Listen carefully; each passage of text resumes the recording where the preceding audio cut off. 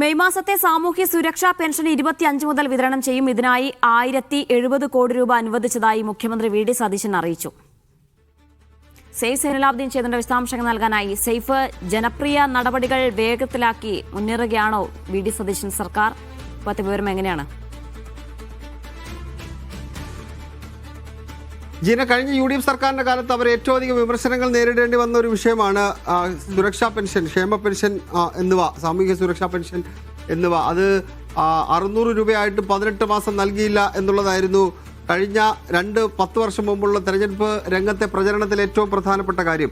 കഴിഞ്ഞ 10 വർഷം ആ വിമർശനങ്ങൾ UDF സർക്കാരിന് പ്രതിപക്ഷത്തിന് കേൾക്കേണ്ടി വന്നു. UDF സർക്കാരിൻ്റെ ഭാഗമായിട്ട് വി ഡി സതീശൻ വരുമ്പോൾ, അതിന് മുഖ്യമന്ത്രിയായി വരുമ്പോൾ അദ്ദേഹം തന്നെ സുപ്രധാന തീരുമാനമെടുക്കുകയാണ്. അദ്ദേഹം തന്നെ ധനവകുപ്പ് കൈകാര്യം ചെയ്യുമ്പോൾ അദ്ദേഹം തന്നെ തീരുമാനമെടുക്കുകയാണ്.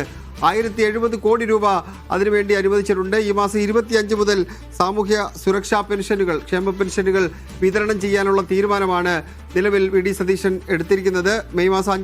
ജൂൺ മാസം 5-ാം തീയതിയാണ് ബജറ്റ് അവതരിപ്പിക്കാൻ പോകുന്നത്. ബജറ്റിൽ ക്ഷേമ പെൻഷനിൽ ഏതെങ്കിലും തരത്തിലുള്ള വർധന ഉണ്ടാകുമോ എന്ന് ഏവരും ഉറ്റുനോക്കുന്നുണ്ട്. എന്തായാലും ജനകീയ പ്രഖ്യാപനങ്ങൾ, ഇന്നലെ മന്ത്രിസഭ ചേർന്ന് ചില ജനകീയ പ്രഖ്യാപനങ്ങൾ നടത്തി.